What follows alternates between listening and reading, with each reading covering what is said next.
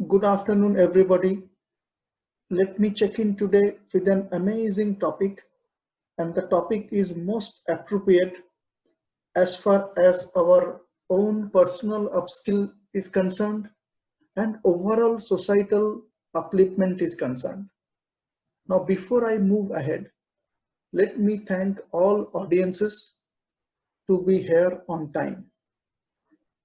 I can see many active audiences already in panel. This is Sunday 4 p.m. session by MyCoolPackaging with an aim to provide cheaper and convenient learning experiences for all. The topic we are going to discuss is Business Education 2020 and beyond. We all know EduTech is one of the promising sector out of all business segments during this COVID period. It has not only changed the way we learn and interact with our teachers, EduTech has given us multiple advantages like learning as per our own schedule, learning as per our own convenience with highest safety for all learners. In this session, we are going to decode the paradigm shift in business education, the process, and the benefits. The person who is going to present the session is a mentor and a pro bono in education fraternity. He has spent more than 21 years in the same academic world. He is in the board of 5 international journals and written more than 23 articles in different publications. So let me welcome today's speaker, Dr. Subrata Chattopadhyay. Now, before I hand over the session to him, let me tell you the schedules for the webinar. We have 20 minutes for the speech, 10 minutes for the question and answer session. The entire session is recorded and it will be posted in other digital platforms within 24 hours. Last, I would like to request all audiences to please put it in mute mode for no noises to come in. With this, I would like to request Dr. Chattopadhyay to please start his session. Over to you, sir.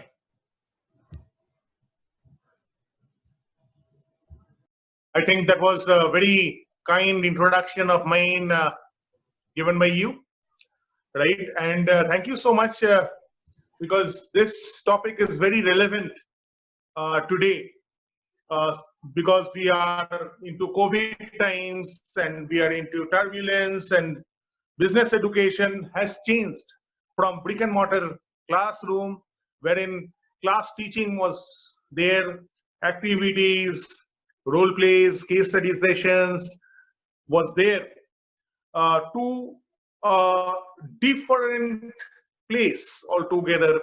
And this place is the virtual place.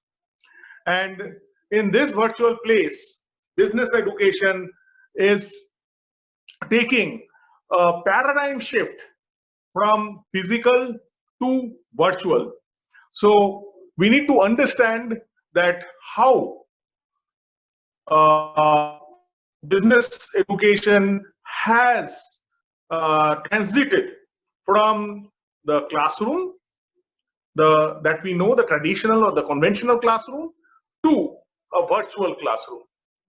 So you will be amazed to know that today business education or online teaching, it's not only restricted to online teaching and online classes, but that is much beyond. In fact, the university that I represent, University of Engineering and Management, we have done online classes in across various platforms.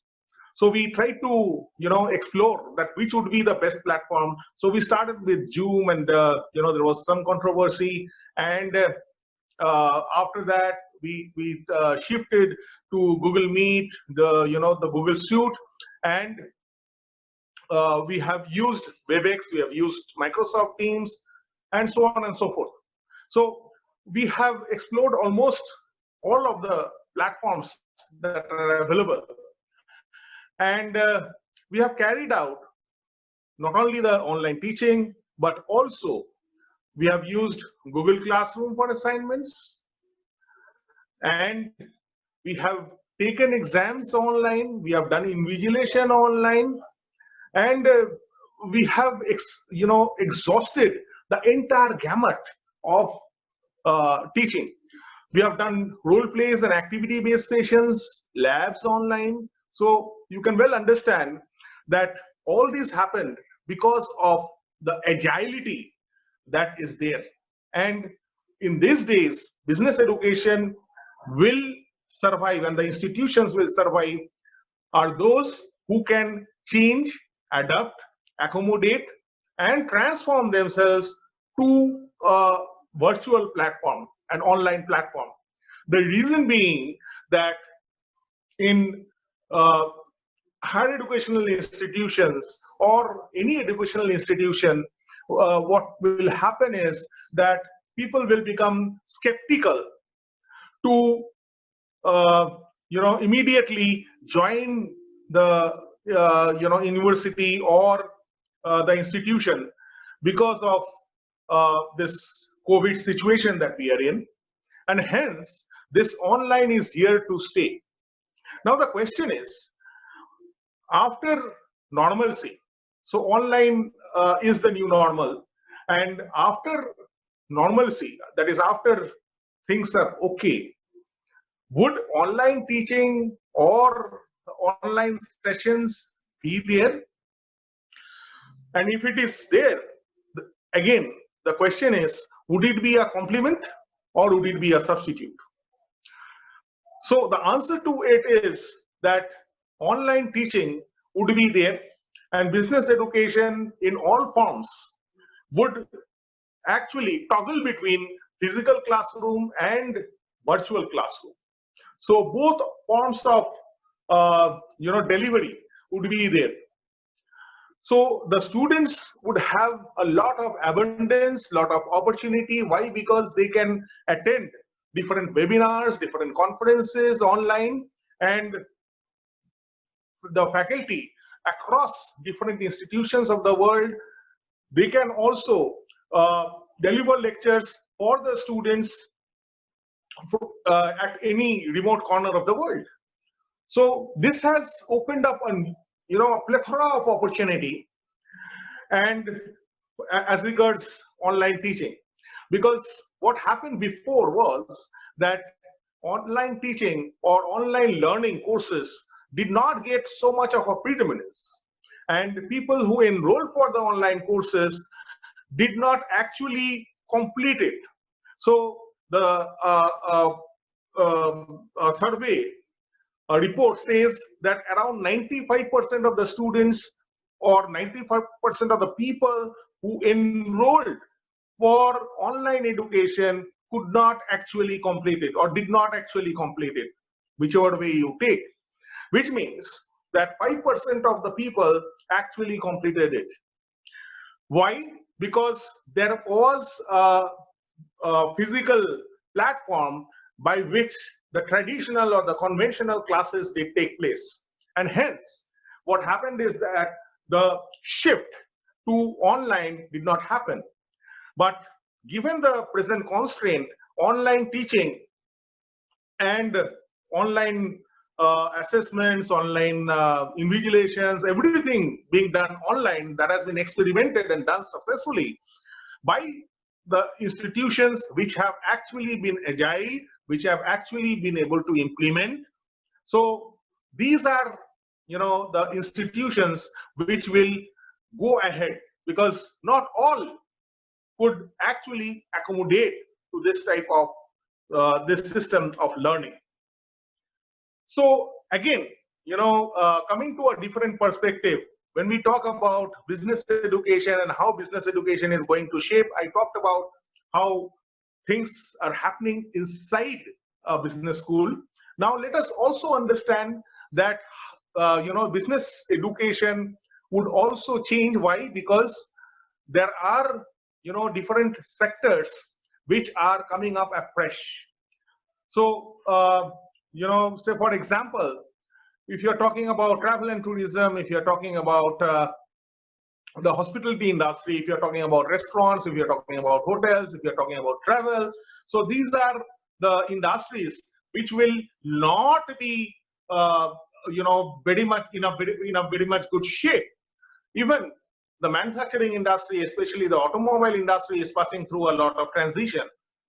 So the students need to understand that which are the sectors which are actually sunshine ones, and which are the ones wherein opportunity would be there. And also the students need to understand that if they are talking about the opportunity, then which are the areas wherein there would be opportunity. So say for example, AI is coming up in a big way, artificial intelligence. So applications of artificial intelligence in marketing, or say for example, if you're talking about analytics, so analytics is also coming up in a big way, be it business analytics, be it consumer analytics, be it marketing analytics, digital marketing.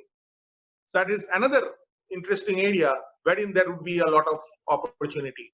E-commerce would have a lot of opportunity. In fact, a few days back, the regional head of Amazon was delivering a session. I was there, and he was telling that around 5 lakh people across the world they have hired during this lockdown period. So you can well understand that the hiring process has not stopped. But there are sectors wherein the hiring would be much more. If you're talking about the entire gamut of services, be it healthcare, be it hotels, hotels would be not be good. Let us talk about hospitals, healthcare, right? E-commerce, even retail, right? So even physical retail may show, I'm talking about the shopping malls, right? So they may show, good survival in the days to come. So, the students need to understand, the business students need to understand wherein the opportunity is there. So they have to utilize this time to do as much as online courses in the areas wherein their opportunity are. And these certifications should count. And not only online courses, but they also should go for different internships. So there are different online internships which are available. Now, so business education, already had the case study method of teaching. I mean, a case study method of teaching, what happens is that a case which is written at a particular point of time, maybe a case which is written in 2012 or 2013, when the case is published, it takes around 2 to 3 years for the case to get published. So the case gets published, say, around 2015. And today, when we are talking about 2020 and we are teaching that particular case, so the entire business environment is changing so very fast, so very radically. We talked about VUCA times, and now we have COVID times, right? So businesses are undergoing a sea change. And since the businesses are undergoing sea change, so the case study has its own limitations. Hence, newer methods or newer techniques are coming up wherein there would be practical exposure of the student in the form of simulations. So when we are talking about simulations, there are different environments wherein the students are exposed to different situations, and they are supposed to do the problem solving and come up with a solution to that particular environment or that particular situation. So, the strategy, the business strategy, how they can formulate, that would be an application of what they have actually studied. Similarly, situation study is very important. So these are things which are there. Now the question is that during these COVID times, how in times of turbulence, a student should actually prepare so as to get a good job or establish a good career. So basically, what I always say is that the students should, surf. So today we have plethora of information and internet is there. So the students should find out that what is the job profile and job description of the different companies which hire management trainees. So now based on that, they should see that what are the skill sets that are required. Now, if they understand that what are the skill sets that is required and they actually work on achieving those skill sets, I'm sure that there is no company in the world which will not hire that particular candidate. And another important thing is that, yeah. I have one question. Another important thing is that, yeah.